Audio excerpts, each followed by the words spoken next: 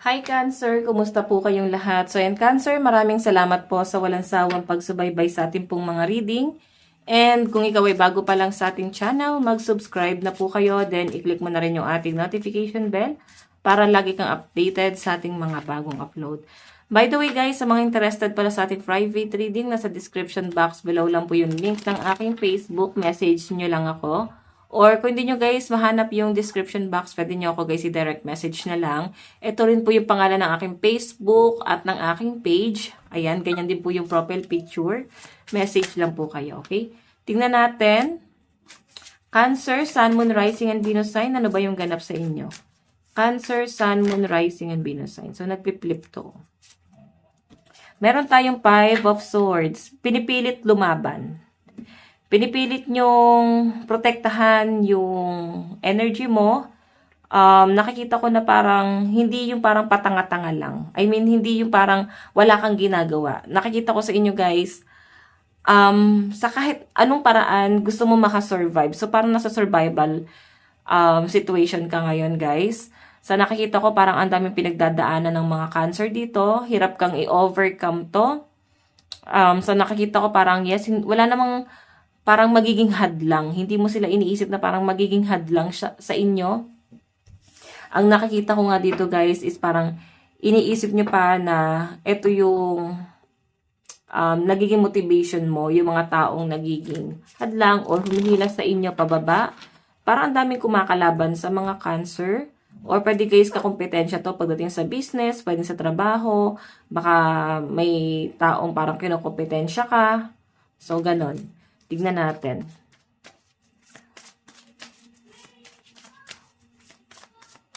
Cancer. Cancer, Sun, Moon, Rising, and Venus sign. Energy po ni Cancer.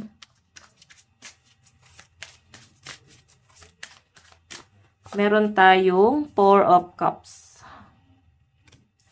Okay. So, Cancer. Parang meron kang inaantay. Parang pinagmamasdan mo siya, ini-stock mo siya, or pwede guys reverse yung energy, no? Pwede merong nag-aantay sa inyo. Pwede ikaw pinapanindigan mo kung ano man yung nangyayari sa connection nyo. Pero meron ditong someone, or pwede ikaw to, no? Pero mas malinaw ka sa pinapakita sa akin, Cancer, parang ikaw to na meron kang inaantay, may malaking regret na nangyayari sa mga Cancer dito. May mga bagay na parang hindi mo matanggap or parang hirap kang itama, no? Pwede mga pagkakamali na hindi mo alam kung paano siya itatama. Gusto mong i-reset yung buhay mo at magsimula ulit, parang itama yung buhay, pero wala kasing ganon. Diba? So, ano dapat mong gawin? Ayusin na lang yung future mo at yung current situation mo na hilingin na wag nang maulit kung ano man yung mga dating pagkakamali. So, may nakikita kasi ako dito, Cancer, na parang pinipilit mong ayusin or itama yung buhay na meron ka ngayon. So, may mga regret din, guys. Parang nagigilty. Ganon. Tignan natin. Cancer, Sun, Moon, Rising, and Venus sign. Cancer, Sun, Moon, Rising, and Venus sign. Meron tayong Two of Pentacles. So, priority. Nakikita ko guys na parang hindi ka masyado makapag-focus sa mga priority mo kasi meron ditong someone na gastador. Parang hindi na-appreciate yung mga ginagawa mo. Parang hindi na-appreciate yung mga sacrifice na ginawa mo para sa inyo, no? Nakikita ko yung pagiging workaholic, yung pagmamalasakit mo sa taong to, pero hindi mo maramdaman kung nagmamalasakit din ba siya sa inyo. So, nakikita ko sa energy ng mga Cancer na nahihirapan ka na mag-decide ngayon. Nahihirapan ka na mag-move forward, no? Tingnan pa natin. Cancer, Sun, Moon, Rising, and Venus sign. Cancer, Sun, Moon, Rising, and Venus sign. Cancer. Okay. Meron tayong the devil. Naku, may toxic na energy rito, guys. Feeling ko pinaglalaban kayo, no? Tignan mo, ha. May energy rito na parang hindi ka makapag-focus pagdating sa mga priority mo, diba? So, itong energy, guys, ng the devil, meron ditong someone na pwedeng malapit sa inyo, naniniwala ka sa taong to kasi mabait siya sa inyo. Pero baka hindi mo alam, gusto niya na maniwala ka sa kanya, tapos magalit ka sa mga taong malapit sa inyo, or basta someone na parang sinisira ka doon sa person na malapit lang din sa inyo. So ano ba to? Parang kampihan, naghanap siguro siya ng kakampi. Siguro nararamdaman itong taong to na paniniwalaan mo siya. So ganun yung nakikita kong energy rito, Cancer. Mag-iingat ka ha, kasi parang pinaglalaban kayo, pinag-aaway kayo.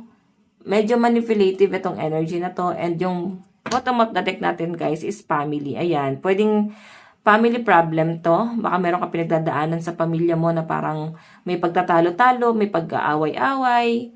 So, okay naman kayo before, kasundo mo naman to, okay naman, naintindihan mo naman yung sitwasyon, pero parang ang daling na manipulate ng mga Cancer. Guys, no? Tignan pa natin. Cancer, Sun, Moon, Rising, and Venus sign. Ano po itong 5 of Swords? What is 5 of Swords? Spirit guide. Okay, what is 5 of Swords para kay Cancer? Cancer, Sun, Moon, Rising, and Venus sign. Cancer. What is 5 of Swords? Meron tayong, 'di ba? 5 of Pentacles. Alam mo, may tao dito na parang iniwan ka na lang, inabandon na ka, parang hindi na kontento sa inyo. Parang bigla ka na lang iniwan. So, sa family siguro, pwedeng broken family, parang na-feel mo, iniwan ka ng pamilya mo, iniwan ka ng kapatid mo, iniwan ka ng asawa mo, inabandon na ka, hinayaan ka mag-isa na malunod. Pero nakikita ko, guys, pinapanindigan mo kung ano man yung iniwan nila. Parang ganon. So, nakikita ko dito, lumalaban ka kahit wala ka ng kakampi, kahit wala ng willing na tumulong. Kasi ang nakikita ko rito, guys, may paghihirap pagdating sa pera, may nagkakasakit pa rito. May nakikita pa akong parang may mga nakakaaway. So, parang feeling mo, Cancer, isinumpa ba yung buhay ko? Bakit ganito yung nangyayari? So, Cancer siguro, may mga tao talagang hindi nakokontento. Na parang akala mo sila talaga yung kakampi mo. Pero at the end of the day, iniwan ka lang ng ganun-ganun lang. Pero kasi yung energy, guys, ng 5 of Pentacles, parang hindi na kontento. Ayaw ng ganung cycle. Napagod na sa ganung sistema. Napagod na sa ganung problema. Tignan natin ano ba tong 4 of Cups. Ano po itong 4 of Cups? Spirit guide. Ano po itong 4 of Cups?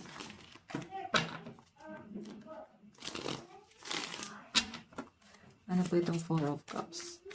Okay. Meron tayong okay, so the Star, hope, faith, rejuvenating, and spirituality. So, parang yung pag-aantay mo pala dito, guys, is parang maayos na, ma-overcome na yung problema. Parang gusto mo nang alisan to eh. Gusto mo nang tumakas dito, Cancer. Ganun yung pinapakita sa akin. Pero, since the Star to, hindi ka nawawala ng pag-asa. Kasi kahit nag-iisa ka na lang lumaban dito, individual talaga, walang kakampi, lumalaban ka. Nakikita ko yung tapang mo dito. Okay, grabe yung paninindigan mo sa sitwasyon na parang kahit umalis na sila, ikaw nagtsatsaga ka. Siguro parang for example sa bahay, pwedeng masyado ng struggle din sa bahay na yan, nag-aalisan na lahat ng kasama sa bahay pero ikaw yung naiwan. Pwede sa trabaho, umalis na lahat ng katrabaho mo, ikaw na lang yung nagtsaga. So parang ganun yung energy. Guys, no? Parang may pagtsatsaga ka dun sa sitwasyon na kinakaharap mo ngayon. Okay? Hindi mo to iniiwan. Kahit lahat sila umalis na, parang ganun. Ano itong 2 of Pentacles, Spirit Guide? Ano po yung 2 of Pentacles? What is 2 of Pentacles, Spirit Guide? Okay. Meron tayong 2 of Swords. So guys, sinasabi rito, no, hindi mo kailangan i-please yung sarili mo sa ibang tao para lang tulungan ka, para lang magstay. So people come and go. Yun yung kailangan mo matutunan.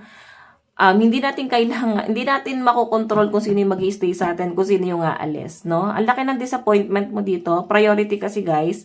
Parang akala mo sabay-sabay kayong kukunin yung pangarap na yon, pero ngayon pala parang mag-isa ka na lang na kinukuha yung pangarap na yon. Mag-isa ka na lang na lumalaban dito. Ganun yung malinaw na pinapakita sa akin. Ay, no? Undecided ka pa rin, syempre. Pero, yes, nai-stuck ka sa sitwasyon kasi pinapanindigan mo to. Okay? Tingnan natin ano ba tong The Devil. Meron tayong Ace of Wands, Adventure, Creative, Spark, Enthusiasm, New Beginning. So, di ba magkakaroon daw to guys ng new beginning kung aalis ka sa toxic na tao na parang akala mo kakampi mo. Hindi mo talaga to kakampi kasi sinisira ka lang nito. Sinisira ka lang din niya sa ibang tao, sinisiraan niya lang din yung ibang tao sa inyo.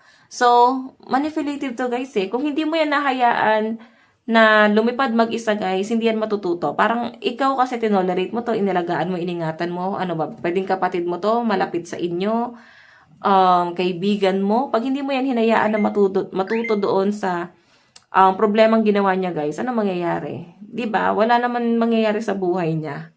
Kasi nga, tinolerate mo. Okay? Tignan natin guys. Advice. Advice po para kay Cancer. Meron tayong, ayan, Valiant Courage. Take action with passion. So, kailangan mo daw guys simulan kung ano man yung mga gusto mo mangyari, pero kailangan passionate ka doon. Gawin mo yung mga bagay na gusto mo with passion, okay? So, Cancer, ito lang po ang inyong reading. Maraming salamat. God bless and love you all. Bye-bye.